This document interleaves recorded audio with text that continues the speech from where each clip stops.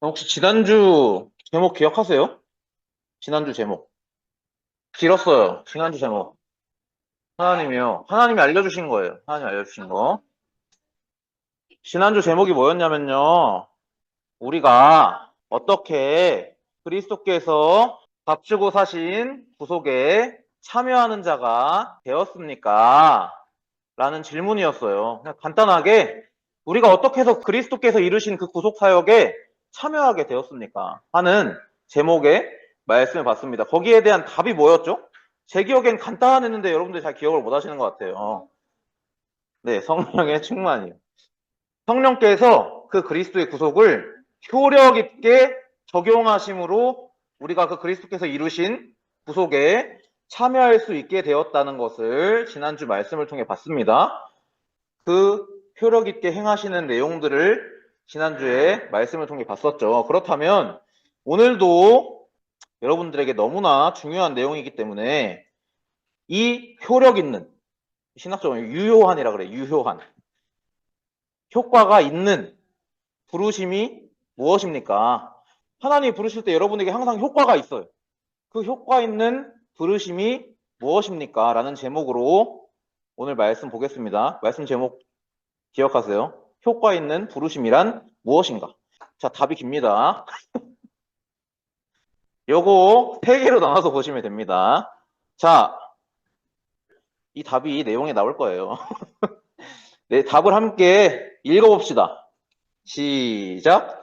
효력 있는 부르심은 하나님의 성령께서 하시는 일로서 우리의 죄와 비참함을 깨닫게 하시고 그리스도를 아는 지식으로 우리의 마음을 밝히시며 우리의 의지를 새롭게 하시어 우리를 강권하셔서 능히 복음 안에서 예수 그리스도를 믿고 영접하도록 하시는 것입니다. 여러분 성경 읽어보면 성령의 일하시는 내용이 너무나 많이 나와요. 그 너무나 많이 나오는 내용을 요 한 문단으로 함축할 수 있는 것입니다. 자, 세 구조를 가지고 있어요. 요 답에는 어떤 구조를 가지고 있냐면요. 우리의 죄와 비참함을 깨닫게 하신다. 네, 그리고 그리스도를 아는 지식으로 우리의 마음을 밝히신다. 그리고 우리의 의지를 새롭게 하셔서 우리를 강권하셔서 복음 안에서 그리스도를 믿고 영접하도록 하신다. 네, 요 세 가지가 사실 지난주에 저희가 말씀을 통해 다뤘던 성령의 행하시는 일입니다. 그래서 오늘 이 본문에 여러분들 읽었던 오늘 본문에 이렇게 성령의 행하심이 너무 선명하게 분명하게 나타나 있어요. 오늘 본문의 말씀은 여기 써 있는 답을 그대로 풀어놨다고 보셔도 돼요. 그래서 네, 먼저 읽고 있는데요. 성령께서 효력 있게 어떻게 부르시는가에 대해서 오늘 본문을 통해서 확인하는 시간을 갖도록 하겠습니다. 그래서 여기 히브리서 4장 12절의 말씀이 하나님의 말씀이 어떻다고요? 살아있다. 살아있고 활력이 있다. 좌우의 날선 어떤 검보다도 예리하다. 여러분들의 혼과 영과 관절과 골수를 찔러 쪼개기까지 하며 어떻게 하냐? 마음의 생각과 뜻을 판단한다. 감찰한다. 라고 되어 있습니다. 그러면 서론 보겠습니다. 하나님의 말씀이 살아있다고요? 말씀은 저기 이렇게 글자로 기록되어 있는데 하나님의 말씀이 살아있다고요? 궁금하죠? 하나님의 말씀이 살아있는지. 제가 지금 여기 가운데 사진을 아무것도 안 보여. 까만 사진 들어있어요. 보여요? 안 보여요? 저 안에? 그 까만 사진 안에 뭐가 막 보여요? 안 보여요? 안 보이죠? 그 이사야 60장 2절의 말씀을 보면 보라 어두움이 땅을 덮을 것이며 캄캄함이 만민을 가리려니와 라 했습니다. 여러분 우리가 지금 눈에 보이지만 사실은 우리 눈에 지금 태균이도 보이고요. 앞에 앉아있는 은성이, 은찬이, 은수 다 보여요. 보이지만 사실은 영적으로는 어떤 상태와 같냐? 까막눈인 상태와 같습니다. 사람이 어떤 상태냐면요. 맹인이나 마찬가지인 상태입니다. 까만 화면밖에 안 보이는 그런 상태나 다름이 없어요. 영적으로 그렇단 말입니다. 자, 보세요. 화면을 잘. 화면에 까만 화면이었는데요. 딱 어떻게 됐어요? 빛이 들어왔어요. 빛이 있으니까 보여요, 안 보여요? 봐봐요. 까만 화면이었는데. 까만 화면이었는데. 보여요, 안 보여요? 보이죠? 이게 어떻게 가능하냐? 하나님께서 우리에게 임하실 것이라 약속하십니다. 하나님의 영광이 그 빛이 우리에게 나타날 것이라 말씀하십니다. 그래서 하나님은 자기 영광, 그 하나님 빛 되심을 우리에게 말씀을 통해 성령으로 조명하셔요. 이렇게. 빛을 비추셔. 안 보이던 여러분 까막눈 상태였던 여러분의 상태에게 빛을 비추신다니까. 성령으로. 그래서 우리는 이 말씀이 살아있다는 것을 느끼게 돼요. 첫 번째로 볼 말씀이 오늘 본문에서 읽었던 하나님의 말씀은 살아있고 활력이 있다고 되어 있는데 여기 보니까 운동력이 있다고 되어 있어요. 사실 같은 말입니다. 운동력이 있어요. 그 원어에 좀 접근해서 직역을 하면은 효력이 있다는 뜻이에요. 효력. 효과적이다. 하나님의 말씀은 살아있고 효과적이다. 어떤 데 효과적이냐? 좌우에 날 서 있는 어떤 검보다도 예리해서 여러분들 영혼과 몸을 찔러 쪼개고 그 안에 무슨 생각을 하는지 그 마음이 품고 있는 것이 무엇인지 다 들여다보십니다. 하나님이 다 아셔. 하나님의 말씀은 살아있어. 그래서 말씀이 여러분들 사이에 어떤 작용을 하냐면 여러분 다 들여다봐. 하나님이 다 아시는 분이시다라는 것을 깨닫게 하십니다. 그것이 지금도 우리 안에서 증언하시는, 말씀으로 증언하시는 성령으로 말미암아 살아있고 효력이 있는 하나님의 말씀이 하는 일입니다. 하나님의 말씀이 하는 일은 여기는 지금 검으로 표현이 되어 있는데요. 지금으로 따지면 어떤 무기보다 강하다는 거예요. 제가 예를 하나 들어볼게요. 너무나 강한 무기를 앞에 두고 여러분들을 딱 앉혀놓은 다음에 사실대로 풀어. 사실대로 얘기해. 그럼 말해요, 안 해요? 그게 까딱하면 죽어. 그 강한 무기가. 그 까딱하면 죽는 무기를 눈앞에 두고 너 솔직하게 얘기해. 사실대로 말해. 말해요, 안 해요? 이처럼 말씀이 여러분들에게 어떤 작용을 하냐면 어떤 무기보다 강력한 역할을 해서 여러분들 마음과 생각과 뜻을 다 들여다본다는 거예요. 그럼요. 이 세상에 어떤 무기와도 비교될 수 없이 강한 무기다, 말씀은. 그래서 그 무기를 가지고 성령께서는 우리에게 우리 안에서 증언하신다. 그러면 그 증언함으로 말미암아 우리가 어디에 이르게 되냐, 어떤 효력을 얻게 되냐 봅시다. 이 사진 보세요. 하나님 앞에서는 뭐 할 수가 없대요? 네, 하나님 앞에서 숨길 수 있는 것은 아무것도 없습니다. 여기에 근거하는 성경 구절이 오늘 여러분들 읽었던 히브리서 4장 13절 말씀이에요. 말씀이 여러분들의 앞에 어떤 무기보다 강한 역할을 하고 여러분 혼과 영과 간절과 골수를 찔러 쪼개서 마음과 생각과 뜻을 감찰하면 여러분들 안에 들어있는 것들이 어떻게 되냐? 하나님으로부터 그 지으심 받은 모든 것들이 하나도 하나님 앞에 나타나지 않을 것이 없다. 우리의 결산을 받으실 이 하나님의 눈앞에 만물이 어떻게 된다고요? 벌거벗은 듯이 드러난다 라고 말씀이 기록하고 있습니다. 여러분, 숨긴다고 숨겨지지 않습니다. 가린다고 가려지지가 않아요. 우리가 속으로 생각하고 있지만 야, 그래도 내가 이걸 드러내면 부끄러운 일이잖아. 감춰야지. 억눌러야지 하는 것까지도 하나님은 다 아십니다. 하나님 다 아셔요. 하나님 앞에 우리가 숨길 수 없어요. 이처럼 하나님의 말씀은 살아있고 효력이 있어서 우리 가운데 있는 뭘 드러낸다고요? 아까 우리 처음에 봤잖아. 첫 번째 문단, 두 번째 문단, 세 번째 문단의 구조를 가지고 있다 했잖아. 처음으로 가볼까요? 자, 보세요. 처음에 죄와 비참함을 깨닫게 하시고 여러분 말씀을 통해 성령이 여러분 안에 증언된 때 무엇을 알게 되냐? 나의 죄와 비참함이 벌거벗듯이 드러납니다. 주 앞에 숨길 수 없습니다. 그것을 하나님은 깨닫게 하십니다. 자, 다시 돌아가겠습니다. 이처럼 하나님의 말씀 앞에 우리의 그 본 모습이 하나도 나타나지 않음이 없고 만물이 그 결산받으실 이 하나님의 눈앞에 벌거벗은 듯이 드러난다고 기록돼 있어요. 이 가운데 우리가 어디로 가게 되느냐? 자, 두 번째로 볼 내용이 이 내용입니다. 히브리서 4장 14절에 우리 계속 이어서 나오는 말씀이에요. 그러므로 여러분 여기서 이어지는 말씀 13절에서 이어지는 말씀 만물이 벌거벗은 것 같이 드러나느니라. 그럼 거기서 멈추냐? 그렇지 않습니다. 그러므로 우리에게 큰 대제사장이 계시니 승천하시니 곧 하나님의 아들 예수시라. 그래서 우리가 믿는 도리를 굳게 잡을지어. 우리는요, 우리의 모습이 만물이 그의 앞에 다 벌거벗이 드러나고 그 연약한 모습, 추악한 모습, 죄와 비참한 모습이 드러날 때 우리에게 그러므로 누가 계시냐? 큰 대제사장이 계신다. 그가 승천하시니 곧 하나님의 아들 예수시다.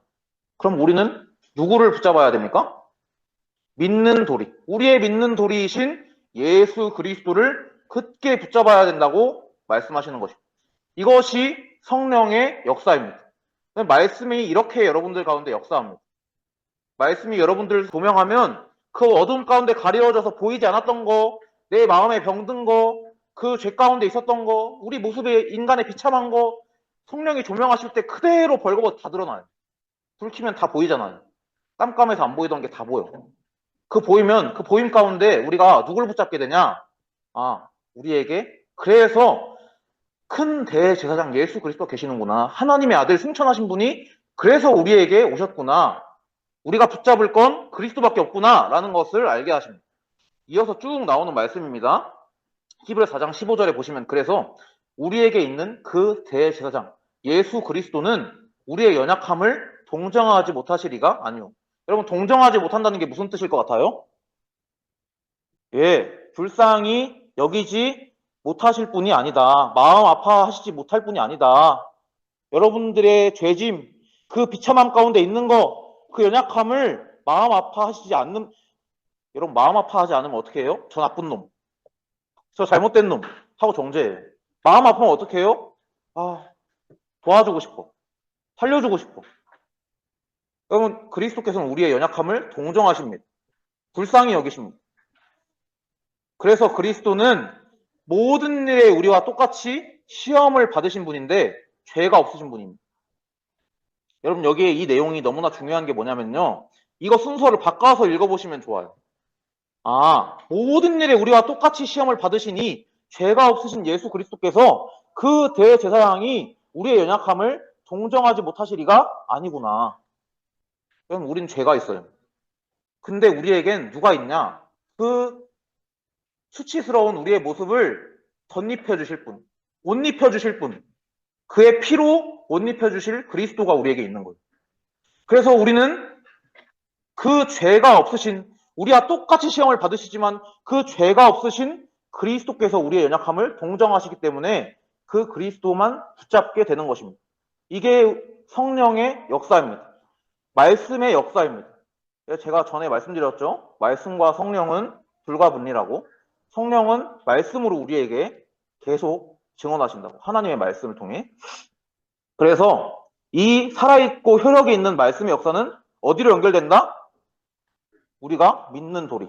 굳게 잡도록 역사하신다.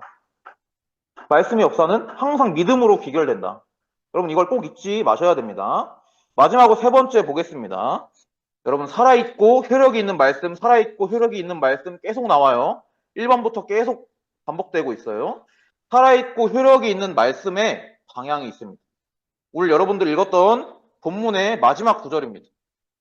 그러면 우리가 믿는 도리인 예수 그리스도를 굳게 붙잡아야 된다. 그분은 죄가 없으신 분인데 우리와 똑같은 시험을 당하셨지만 우리의 연약함을 동정하지 못하실 분이 아니시다. 그러므로 우리는 이러한 긍휼하심을 받고 하나님의 긍휼하심을 받고, 여러분 긍휼이 뭐예요? 긍휼도 어려운 단어죠. 긍휼. 아까 소영 시장님 말씀하신 것처럼 하나님이 우리를 불쌍히 여기시는 거예요. 우리를 불쌍히 여기시고 그 불쌍한 우리의 모습을 함께 아파해 주시는 거예요. 함께 마음 아파해 주시는 거예요. 그 하나님의 긍휼하심을 받고 때를 따라 돕는 은혜가 있어요. 여러분들 살아가는 동안 때를 따라 돕는 은혜가 있습니다. 그 때를 따라 돕는 은혜를 얻기 위해서 은혜의 보좌 앞에 담대히 나아갈 것이라. 여러분, 요게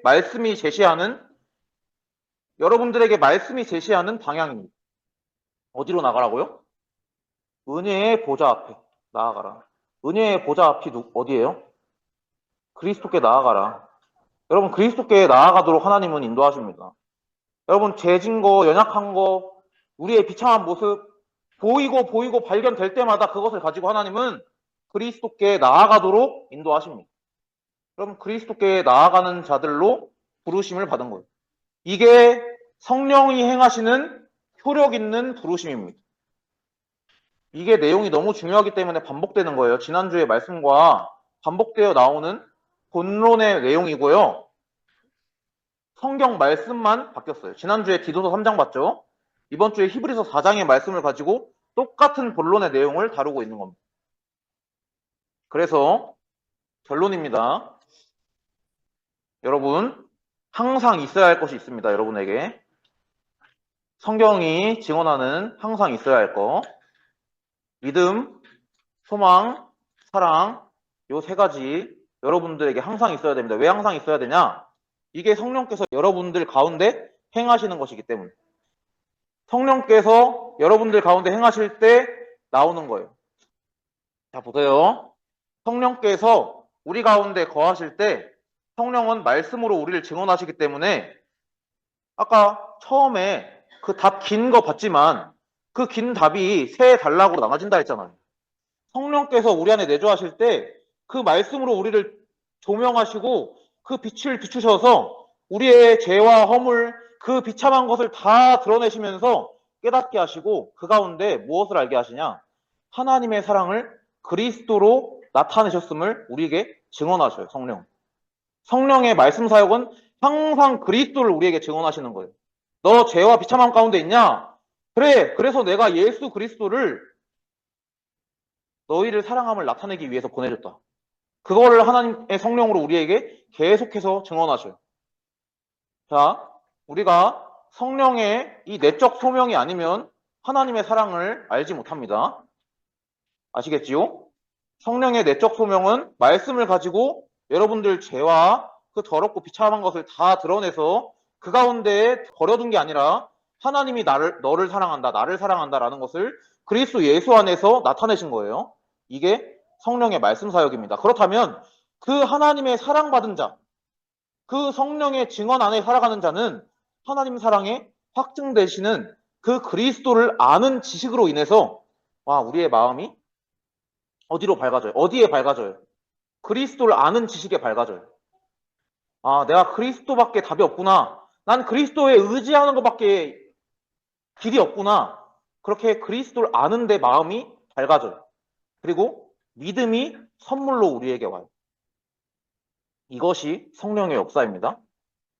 성령의 역사는 항상 뭐로 귀결된다고요? 성령의 역사는 항상 어디로 결과를 맺는다고요? 믿음. 성령의 역사는 항상 믿음의 결과를 낳는다니까? 응? 아시겠지요? 성령의 역사는 항상 믿음의 결과를 맺습니다. 마지막으로 이 가운데 있는 우리는요.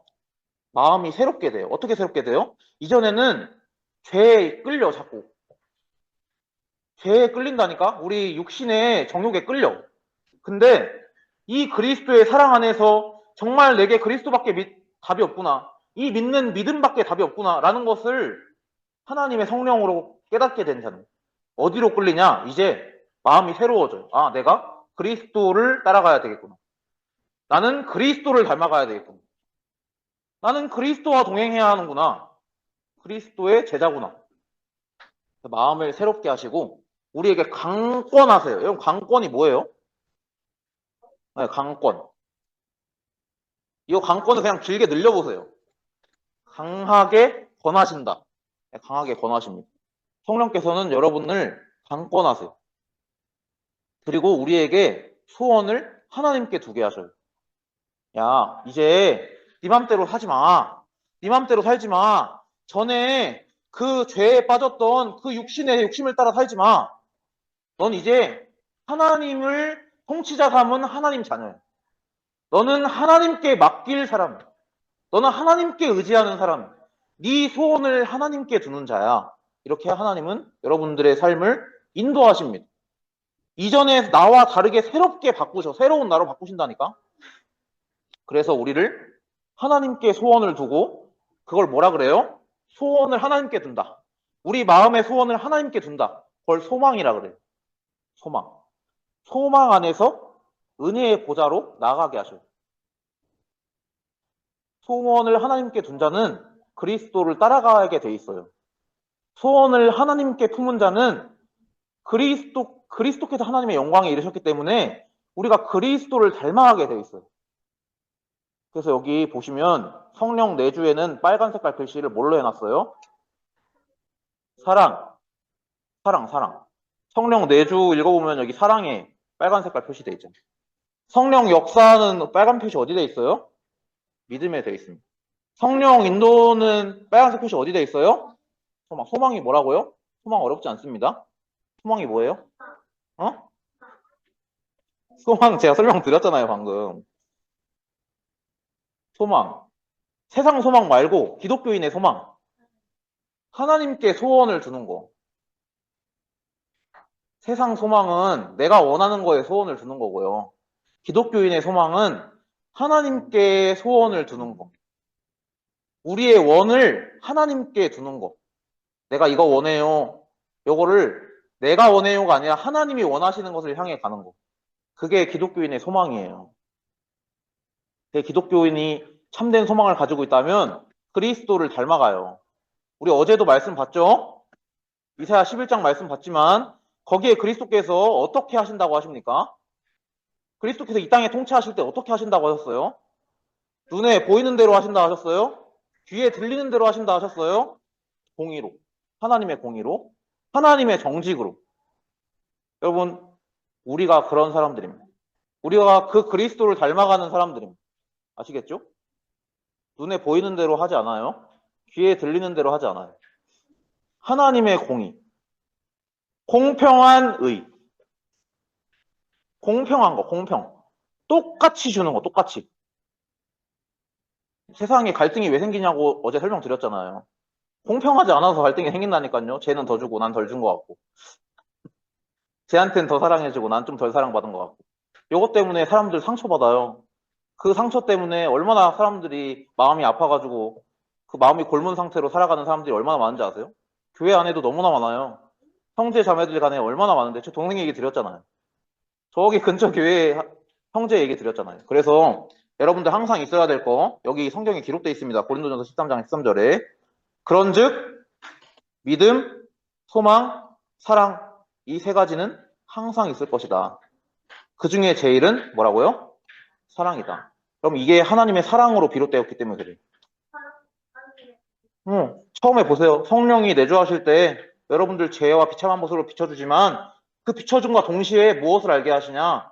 나는 너희를 사랑한다. 너희를 사랑하는 것을 내 아들을 대신 죽임으로 너희에게 나타냈다. 여러분들에게 알게 하신다니까. 이게 하나님의 말씀이라니까. 그래서 여러분들은 말씀과 가까이 하셔야 돼요. 말씀. 사람 말 말고 하나님의 말씀. 여러분, 지난주에 목사님도 2부 예배 때 말씀하셨죠? 성경과 가까이 하시라고. 성경과 가까이 하세요? 부탁드려요. 하나님 말씀과 가까이 하셔야 됩니다. 하나님 말씀과 가까이 하셔야 돼요. 말씀이 언제나 기준된 사람이 하나님이 세운 남은 자입니다. 자, 그렇다면 성령의 역사 속에 있는 사람들, 성령의 역사가 항상 어디로 기결된다 했어요? 말씀의 역사 어디로 기결돼요? 어떤 결과를 맺어요? 믿음의 열매를 맺어요. 그 믿음은 흔들리는 믿음이 아니야. 내가 믿어 이 믿음이 아니야. 하나님이 주신 믿음이. 하나님이 주신 믿음 절대 안 흔들려. 그 흔들리지 않는 믿음을 가진 자는 그거 말하게 돼 있어. 전에 말씀드렸잖아요. 예화까지 들어서 아이스크림 가게 예화까지 드려가지고 공짜로 준다는데 좋아하는 사람한테 그 공짜로 준다는 거 안 알려줄 거냐고. 알려줄 거잖아. 그래서 여러분들은 하나님이 주신 그 믿음의 선물이라는 증거를 가진 전도자다. 그럼 요거 잊으면 안 되는 거예요. 세 가지는. 그 사랑 안에서 말씀 보고 하나님이 선물로 주신 그 믿음 안에서 그 주신 선물을 전달하는 전도자고, 그 전달함에 있어서 내가 이렇게 해야지 저렇게 해야지. 제가 어저께 랩런트데이 때 그 여러분들 앞에서 발표하는 거 보고 너무나 감사했던 것 하나는 다 기도. 그 뭐 237 나라 중에 한 나라를 택해가지고 그 나라의 복음을 전하기 위해서 뭐 해야 될까요? 라는 주제로 여러분들 작품 남기셨잖아요. 근데 거기에 여러분들이 너무나 감사하게 기도해야겠다. 여러분 그 표시만 그렇게 하지 마시고 진짜 기도하세요. 전도는 전도한다, 전도해야 된다 이게 아니고 하나님이 하시는 거예요, 전도는. 여러분들 그게 기도 속에서 발견이 돼요. 하나님이 하시는 전도가. 하나님이 이루시는 그 선물로 주시는 그 믿음의 역사가 기도 속에서만 발견이 돼요. 하나님과 교제할 때. 내게 선물로 주신 그 믿음이 내가 하나님과 교제할 때 발견돼요. 내한테 이 믿음을 선물로 주셨구나. 아, 내가 이렇게 생각했는데, 내가 믿는다고 생각했는데, 내가 믿어야 된다고 생각했는데, 이 내가 믿는 것이 아니라 하나님 나에게 선물로 주신 거구나. 그래서 여러분들 소원을 하나님께 품고 기도하는 순례자로 여러분 남은 인생 살게 되실 줄 믿습니다. 기도하고 마치겠습니다. 하나님께 감사드립니다. 하나님, 우리 하나님이 택하신, 부르신 이 남은 자들을 저희 손에 맡겨주시고 그 맡겨주심 가운데 이 예수 그리스도의 복음을 날마다 전달하게 하시고 그 복음 안에서 하나님의 그 무엇과도 비교할 수 없는 크신 사랑이 나타났음을 깨닫게 하시며 그 깨달음 가지고 하나님께 모든 건 맡기고 의지할 수 있는 힘을 더하시고 그 가운데 또한 이 주신 선물을 값없이 주신 그 그리스도의 복음의 선물을 담대히 전할 수 있는 그 전도자의 축복까지 허락해 주시면 감사합니다. 이와 같이 성령의 행하심 가운데 우리 남은 자들이 있음을 믿습니다. 성령께서 그 효력 있는 그 부르심 가운데 우리 남은 자들이 있다는 것을 잊지 않게 하시고 정말 성령이 우리에게 증언하시는 대로 성령이 행하신 바와 같이 말씀 안에서 하나님의 사랑이 발견되고 정말 그 기도 속에서 소원을 하나님께 품으며 정말 우리에게 믿음의 선물로 주신 그 은혜 안에서 전도자의 사명 감당할 수 있도록 우리 남은 렘넌트들을 성령으로 충만케 하시고 붙들어 주옵소서. 우리 주 예수 그리스도 이름으로 감사드리며 기도드렸습니다. 아멘.